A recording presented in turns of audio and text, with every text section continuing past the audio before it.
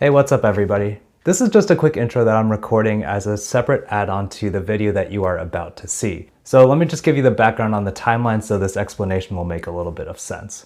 I recorded part 1 and part 2 of the reactions to Kendra Hilty, the lady who fell in love with her psychiatrist, and documented it on TikTok. So I recorded in the first week of September. On one day I recorded part 1, and then the following day I recorded part 2. So that means I didn't get the benefit of your comments in the first video before I recorded a part 2. So what that means is that those of you who found my reaction difficult to watch because you felt like I was missing a lot of red flags or a lot of signals that you feel like I should have picked up on, I don't have the benefit of your insights as I was going into recording that second video, which means that as you're watching this, some of those deficits might persist. And I wanted to make this intro addressing that to explain a little bit of my perspective and how I'm approaching these videos.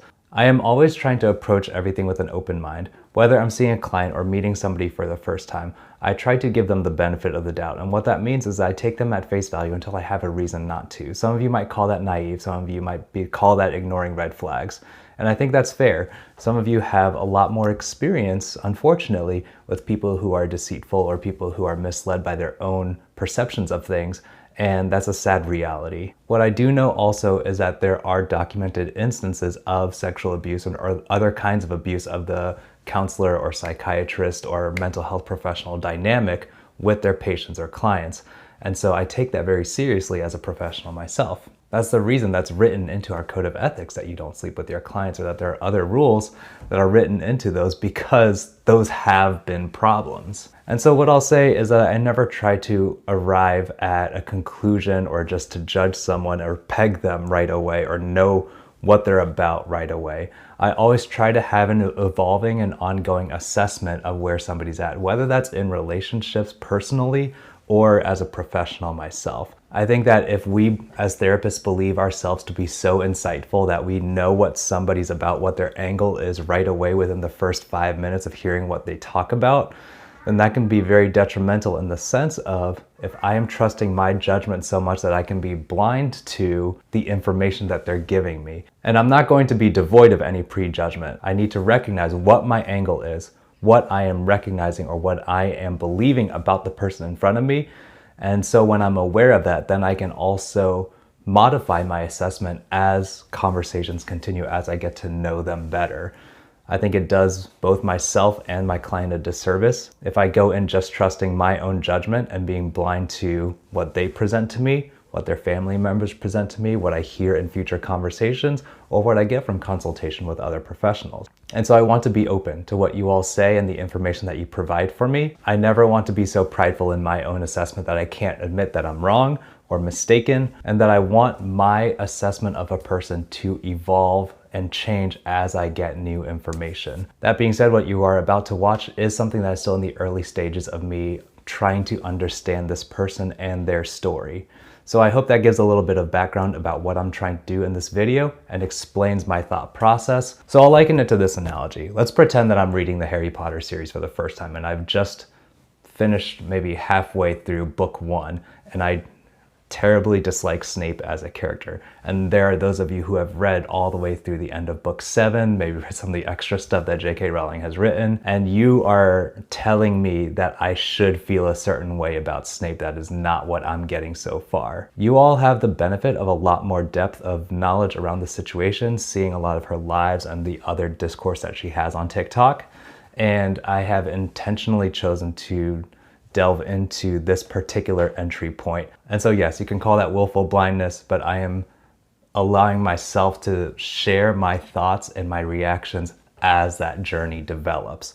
So I hope that we can enter this with some grace and kindness towards one another, have a healthy discussion. I'm definitely willing to learn and develop my opinion, so I hope this communicates that, and this is not me just being set in my opinions. I'm looking forward to the dialogue in the comments below. Please enjoy the video. Hey, what's up everybody? Welcome to another video. So this is the second installment of me going through the videos of this TikTok user, Kendra Hilty, who says she fell in love with her psychiatrist and he kept her on anyway. And where we left off last time was basically that she was describing her relationship to the psychiatrist as an addictive one where she couldn't get enough of him. So we are going back to this reaction. Again, I am reacting blind to this. I have not seen any of the videos that I'm about to go through. And I'm just going through the numbered ones that she posted. So this is part 7, I think out of 25. I don't think she's added any more numbered ones since I last took a look. So yes, these videos I think are getting longer, and I'm under no illusions that we're gonna finish up today. As always, please do consider joining this channel as a member. It costs 99 cents a month, and you'll be getting early access to videos like this, be able to watch it a couple of days in advance of it becoming available to the public. I'll also be able to see your comments highlighted on my dashboard so that I can respond to that specifically and make sure that your comments don't get mixed up in with everybody else's. So thank you all so much for watching. Let's dive into it. 23. At this point, I was full-blown obsessed with my psychiatrist, and my therapist wasn't helping me. My psychiatrist wasn't helping me. He was feeding it. And then I got a boyfriend. And at first, my psychiatrist wasn't really that keen. But then my psychiatrist realized that my boyfriend was a lot like my psychiatrist. And then I started talking to my psychiatrist about my sex life, about tracking my cycle, using the fertility awareness method. And my psychiatrist loved it. He didn't ever say, this isn't inappropriate to your care. There may be instances where talking about someone's sex life is germane and relevant to the treatment. I'm thinking about situations like couples counseling, or if there might be a potential side effect relating to fertility or sex drive or something like that with a particular medication. Let's pivot. Oh, he just let me talk and talk and talk about my sex life. And I didn't get too deep, but about a year and a half in, and I would send my psychiatrist these emails just about how much I liked him and how I was so grateful for him, and put in a bunch of heart emojis. And this is really when he should have transferred my care, but you know, he waited. He liked. This is way beyond some kind of one-off boundary crossing. She's saying she repeatedly sent him emails. And again, this is more just about feeding his ego, praising him, how great he is, how much she enjoys him. And this is a really problematic dynamic. And you need to be examining your choices of whether, okay, I need to address this in session and talk about it very directly and make some direct changes with consultation from my peers and other professionals, or I need to have a conversation and they need to be transferred to someone else. Liked what I gave him too much. And so even though my boyfriend did not meet my needs, my psychiatrist and my therapist both were like, you have to stay with him. There's nothing wrong with him not meeting your needs. I'm like, okay. And my psychiatrist was like, he's perfect. Don't get wrong with him. And what was perfect about him was he wasn't meeting my needs. So I was still coming to my psychiatrist looking for emotional validation. Okay, so if I'm understanding right, the boyfriend was not meeting her emotional needs, and so that meant she continued to be dependent on the psychiatrist and the therapist. Now, I don't know what the therapist role is in all this, in the sense that I don't know whether she was intentionally feeding this dynamic, and that is really opposite of how we therapists should try to work. Philosophically, I've been trained with the understanding that therapists are not supposed to be companions for life. We are tools or providers that you use for a particular set of time with a particular set of needs.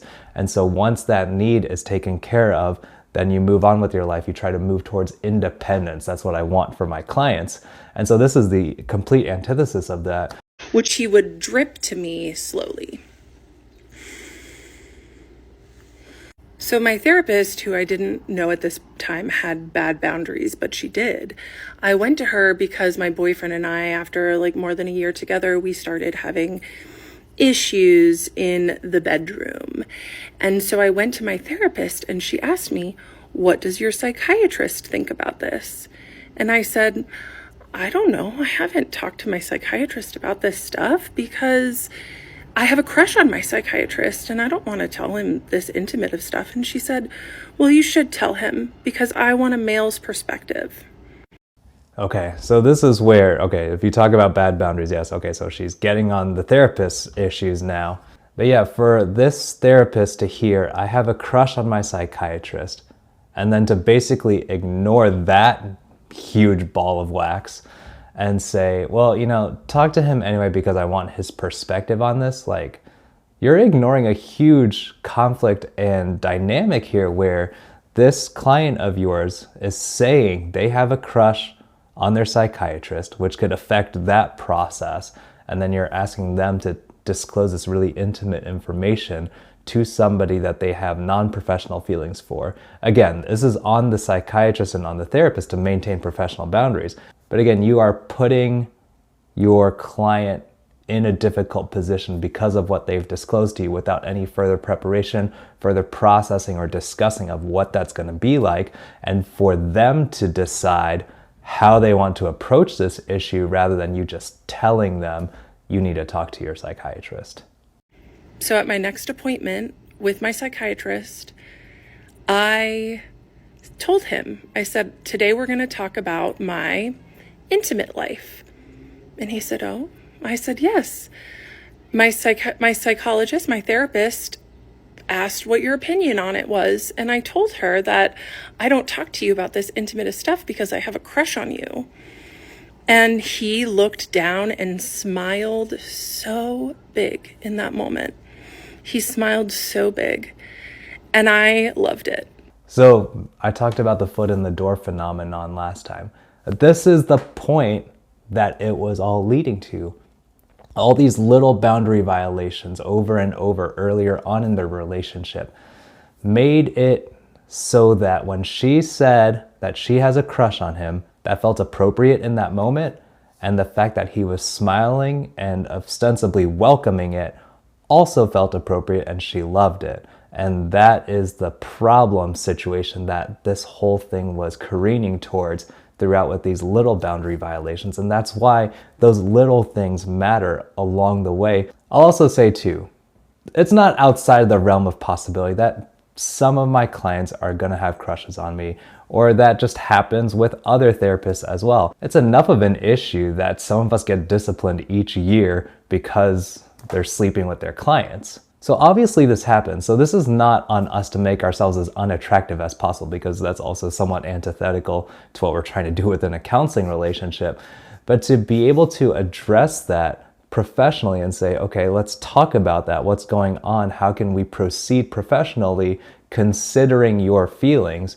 I haven't heard what she said about what he said to this at all, but the big smile at the beginning is probably not a great sign. It's so gross thinking about it. And then I proceeded to give him 30 minutes of non-stop content about my intimate life with my boyfriend. And I actually recorded the whole thing because I was so excited about it. But now it makes me sick. I can't even listen to the recording.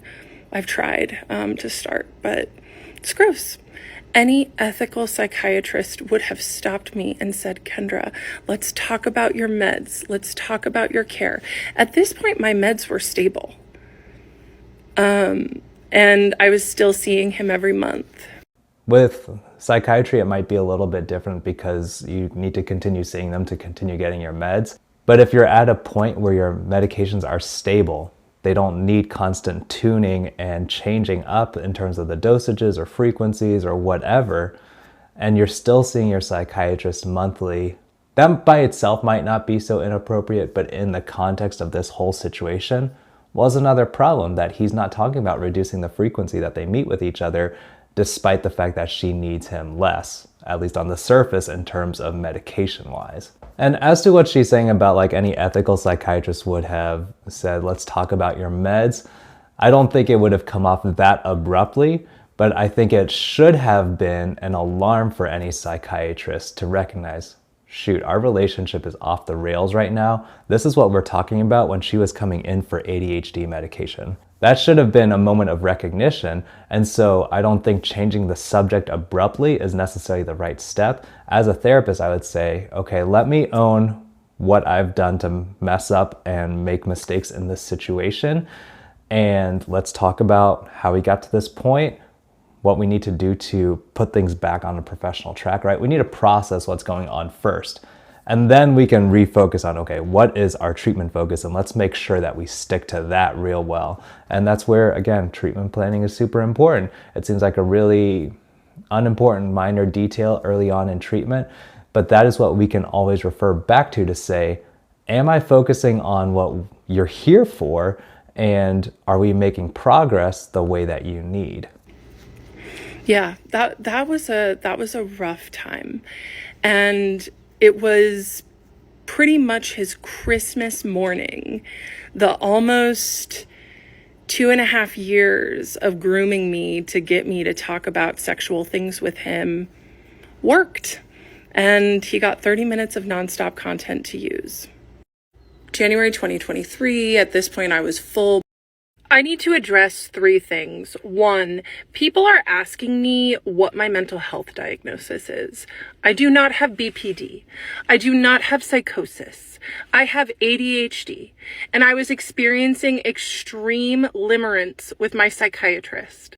I mean, I guess if you see a disordered relationship, it's very easy right now for people to jump to a personality disorder, and to be trying to diagnose her with some kind of problem with her personality or disordered relationships is not a helpful way of seeing this situation. And she said early on, the reason she was going to the psychiatrist in the first place was because of her diagnosis of ADHD, and she wanted to get medication to be able to manage that better. Limerence is a normal thing to happen to anyone who is experiencing hot and cold behavior from someone. And it happens more often in people with ADHD because we have dopamine dysregulation and rejection sensitive dysphoria. And guess what? My psychiatrist knew that and used it to his advantage. 2, I accidentally said my psychiatrist's first name in one of my videos. If you clocked it, good for you. I do not owe him anonymity. However, your client or patient, well, let's say my client, can disclose whatever they want because it is their confidentiality that is being protected by law, by ethical regulations. But if my client wants to go and tell their friend everything about me as a therapist and what we're doing, that's not violating any ethics because they're not the professional bound by ethical boundaries. This is not about doxing my psychiatrist. This is about me sharing my story so other people can view predatory behavior in people in power. Okay? If anyone doxes my psychiatrist with his last name or city that he works in or clinic that he works in, your comment will be immediately deleted and you will be blocked. It could be very easy for her to feel very empowered that like people are coming in on her side and trying to release more details of this guy to the public so people can attack him like verbally or online or whatever. But she's saying that's not the point. I think her mission with these videos is to bring a historically confidential process more into the light. Not so we can go through all of our mental health stuff in public, because a lot of times people aren't going to ask further than, are you in counseling? It's more so that we need to talk about, is this counselor treating you well? Is this psychiatrist treating you right? Are they behaving ethically? Are they being professional? And sometimes because we don't talk about that kind of stuff, then we just don't have a standard for what it's supposed to look like. This is about protecting other victims, not doxing my psychiatrist. If you do some investigative work and you want to DM me about it, I'm open to that, okay? 3, I need to take a moment. Moment taken. It is so incredibly disturbing to me, the amount of people that are predator protectors in my comments, that are victim blaming me, especially the mental health practitioners in my comments using therapy speak to say that this situation that I was in was my fault or that I was delusional. Check yourself. You're giving me more ammunition to share my story because it just goes to show how absolutely messed up the mental health industry is and how protected people who do this kind of sick psychological manipulation are. So I will continue with my story tomorrow. I will see you all then. Man, that third point really hits home. I didn't see any of the comments. She turned off comments on this anyway, saying that she had some kind of diagnosis that made it so that she perpetuated this problematic relationship. It's on the professional to set appropriate ethical boundaries. And if they find that they're in a morally or ethically problematic situation, it's on them to address that as well. There is an imbalance in power that we need to recognize as therapists, as mental health professionals, as psychiatrists, or whoever, that we have been given this authority by virtue of our license in the state that we work in, and we need to take that responsibility seriously. We're not two peers working together to form a relationship. This is an unequal power dynamic, and if we're unwilling to engage with that, if we're unwilling to admit that, then we're going to perpetuate more of this situation that she's talking about here. Welcome back to another installment of I Was in Love with My Psychiatrist and He Kept Me Anyway, Part 8. You all did some nasty work last night, and I had to turn off comments. People started posting my psychiatrist's first and last name, his picture in the comments. That was a jump scare. So, yeah, a few bad actors who wanted to be super sleuths got the privilege of commenting, mostly hate, let's be real, taken away for everyone. So at this point in the story, there are two main players. My psychiatrist, who's my age, who crossed major ethical boundaries, and my therapist, who is a 75-year-old woman with a PhD. Neither of these people, at this point in the story, I knew were crossing boundaries. I thought that everything was hunky-dory and that I was just in love with my psychiatrist and it was totally normal. Little did I know he was manufacturing everything. Yeah, so that's something to clarify as well. That while she may have had an initial crush on him, which I'm sure will happen from time to time. And that's the thing too, where I haven't had any clients disclose that they had a crush on me, and I really hope I never have to address that because it's going to be awkward, it's going to be difficult. But if someone were to say that, I can't play that off. It needs to be addressed immediately to understand what the boundaries are for myself and for the client and what they can expect from me going forward. How can we keep this professional? How can we keep this for your benefit instead of feeding my ego? So I could fall in love with him because it was on him to set the professional boundary and not let attention build. So days after my psychiatrist's Christmas morning appointment from a few videos back where he got a crush confession from me and then 30 minutes of non-stop intimate content that he did not stop me, my boyfriend and I broke up days later. So then I started dating this other guy. And this other guy, this new guy, was a therapist. And I was like, oh, great. Someone who will be able to emotionally meet my needs. Yeah, I'm not going to date another therapist again. I need to stop this before my wife sees this. And this is where I want to be careful, okay? I don't want to say like not all therapists. Because like I said, there's an inherent power dynamic that is very easy to exploit if you're in a position of power and you're doing this all behind closed doors protected by confidentiality laws. But it also really hurts for her to just laugh so hard at the idea of dating another therapist, of finding a good one. So this therapist and I, we went for coffee. It was nice. Our second date was a hike. And on this hike, this therapist starts telling me about how he has a crush on one of his clients. And I thought to myself, okay, this is strange, but... First of all, you're going to say that on the second date. Read the room first. And also you're disclosing this ethical issue. Somebody you barely know, like, there's just no sense of self-preservation. Go ahead, like, we're on a date, dude. Why are you telling me about a crush on one of your clients? But go off, King. So then he was saying, yeah, she's so attractive, and I think she likes me too. I go and visit her at work, and her coworkers say, oh, so-and-so talks about you all the time. And I was like, okay, where does she work? And he said, well, I shouldn't tell you that because I really shouldn't be visiting her anyway. I was like, okay, no problem. So then he continues and he said, yeah, she wears these red lacy panties and short skirts. And I know she wears them for me. And like alarm bells were going off in my head. Mind you, I had no idea that my psychiatrist had similar feelings towards me at this point.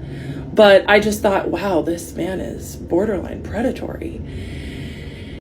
There's no borderline there. This is a huge problem. And the fact that he's just saying this all out on a second date with somebody that I'm assuming he barely knows that well speaks to the twisted sense of morality where he almost doesn't care at this point. But then there's this arbitrary line of, oh, I shouldn't tell you where she works because I could really get in trouble for that. Like, dude, you're way past that point. And he said, yeah, and, you know, she just is so attractive that I have to smash her mate before every session because I just have to get that energy out of me. And I was like, okay.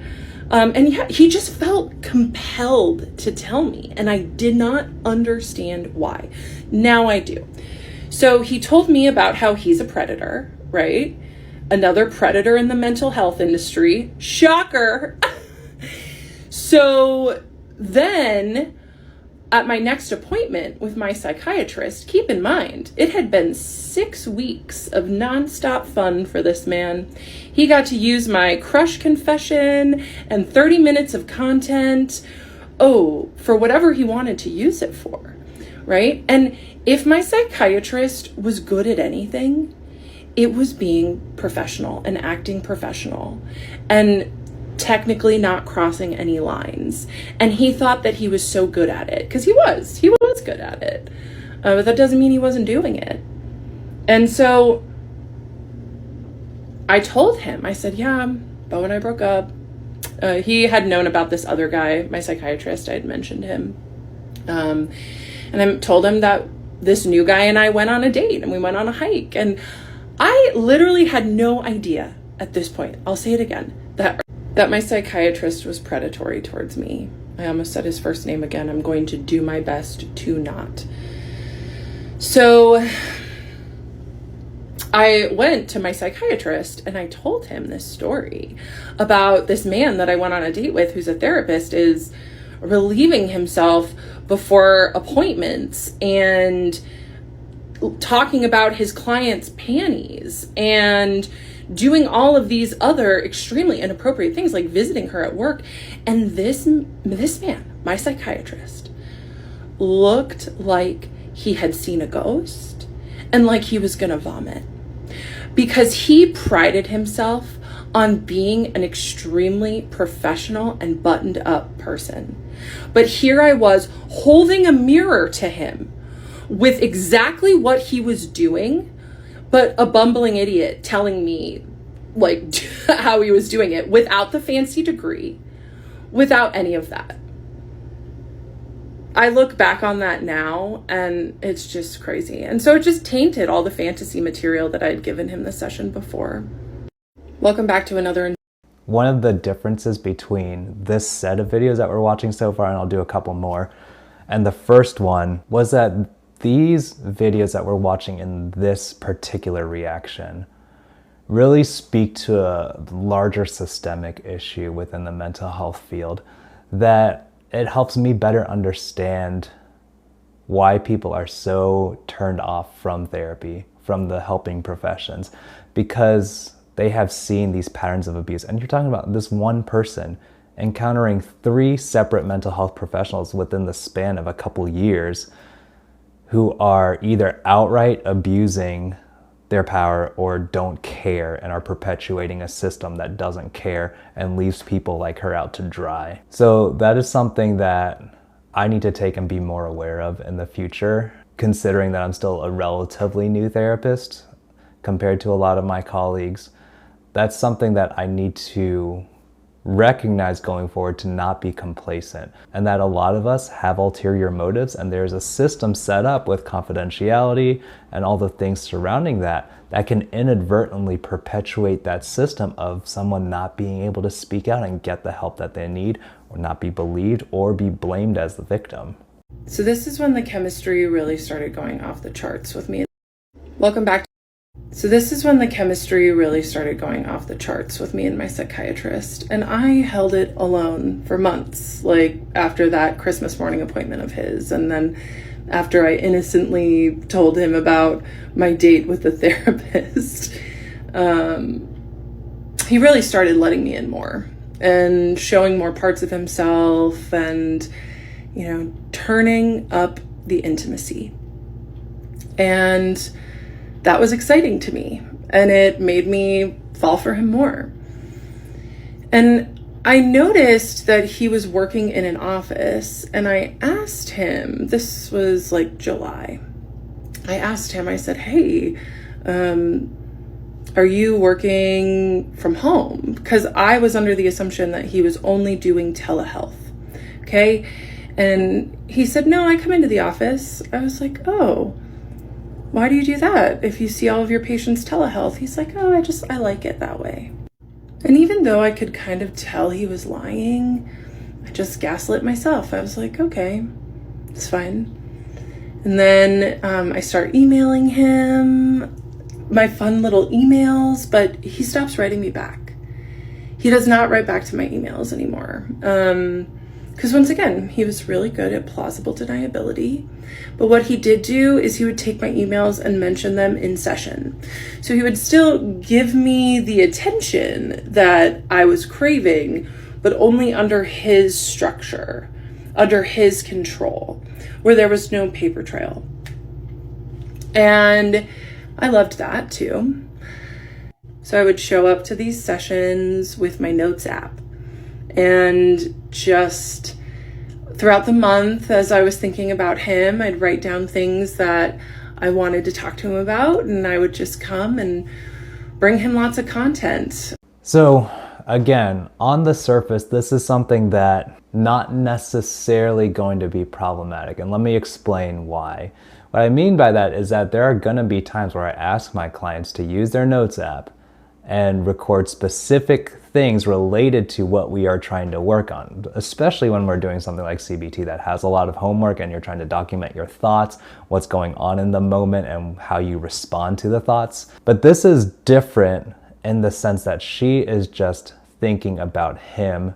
Her notes app is about him and providing him with her thoughts about him, right? So it's very psychiatrist focused, whereas whenever I ask my clients to write in their notes app, yes, they might have an inkling of, oh, my therapist told me to, and they might think about me in that way, but it's directed towards benefiting them in the sense of, let me focus on what I'm thinking or telling myself how I'm feeling. So it should be more client-centered and reflective and introspective. And then every week I would go to my therapist and tell her about how much I loved my psychiatrist. And she didn't help me at all. She just kind of like enjoyed hearing about it.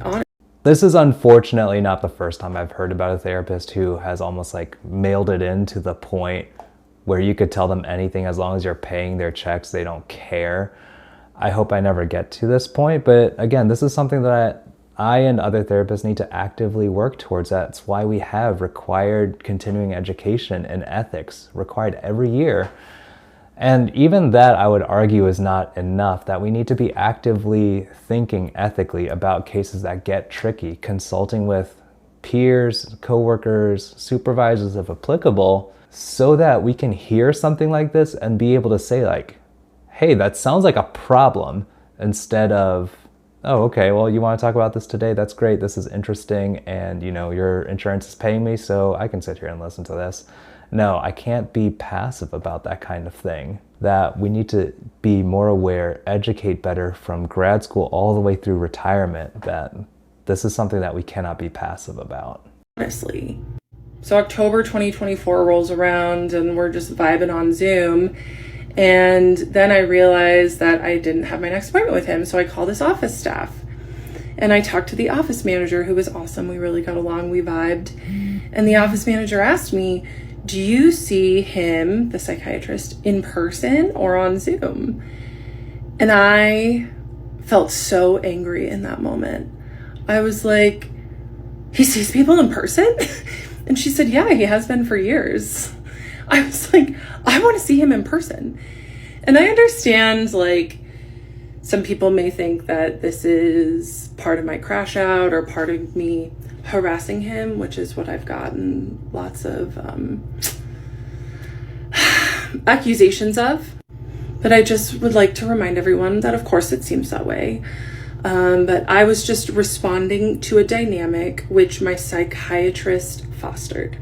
There was chemistry between us because he allowed it.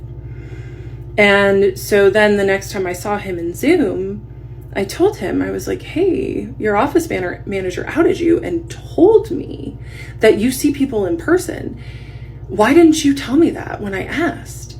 And he said, oh, I just didn't think you'd want to come in. And that was such a weak lie from him, from someone who is so scripted and controlled. He didn't even have a plausible thing to say. Of course he knew I wanted to come in. I had a crush on him. I told him that often. So then in my next therapy appointment, after finding out that he was lying to me about seeing patients in person, I told her that. I told my 75-year-old PhD therapist that my... She keeps mentioning the PhD and the 75 years old. I don't know what that's supposed to imply and whether I should feel better that I just have a master's or not, or that I'm not 75 years old. I guess I am happy for that right now, but there is so much going on with this right now. Psychiatrist lied to me about seeing people in person. And she looked at me and she said, well, it's probably because he knows that there will be a lot of sexual tension in the room if you go in person. So make sure that you understand that when you go. When you go, this is crazy. It's like you have all of the right ingredients, this therapist, recognize, yes, you have a crush on him. He apparently has a crush on you. There's going to be sexual tension if you go in person. And so when you go, like, how do you get the wrong answer from all of that? This should be really obvious that she needs to confront this pattern and behavior, but she has repeatedly refused to. And by she, I'm referring to this therapist. And you better believe I showed up to the next session and said you lied to me because you were afraid of the tension that would be there between us. He just didn't say anything. Oh, I think that's all I can handle for today. That was heavy. I'll be honest, like, it makes me concerned about the state of my profession. A lot of you might call me naive for thinking this way, but I do believe the vast majority of us are getting into this field. This is based on my experience with my classmates when I was in grad school, because we really care. We had some experience that made it to, like, hey, we want to be able to help other people who went through a similar situation that we did. And I was actually more of the unique one in that I didn't have concrete, like, story or reason why I was going into the mental health professions. But it's really discouraging to hear, these people with terminal degrees who are willing to throw that away, or throw away kind of the ethical boundaries and the protections that have been built up around clients and patients. And so I think this reaction video, more so than the first one, just reminds me of the importance of ethical trainings, of consulting with peers regularly, even if you work in a private practice and are technically not answerable to anybody, that this is for the benefit of our clients, that we are on guard individually as professionals ourselves. Again, this is where the system of confidentiality that is designed to protect clients and encourage them to seek out help has been turned into this system that can protect the predators, protect people who can do things behind closed doors, and their victims are not going to be believed, either because they have a diagnosis or because, you know, their provider has this degree and this license, so they couldn't possibly do anything wrong. So this is definitely a call to action for us professionals within the mental health professions to be able to actively work against this dynamic. And so, yeah, that's a lot to process. And so I think that's where we're going to pause here. Again, let me know if you want to hear more of this story. I think personally I want to hear more of this story, but I will hold off on watching them until I get more of a definitive response from you all, whether you want a reaction to the rest of this as well. So thank you all so much for tuning in. I will see you next time.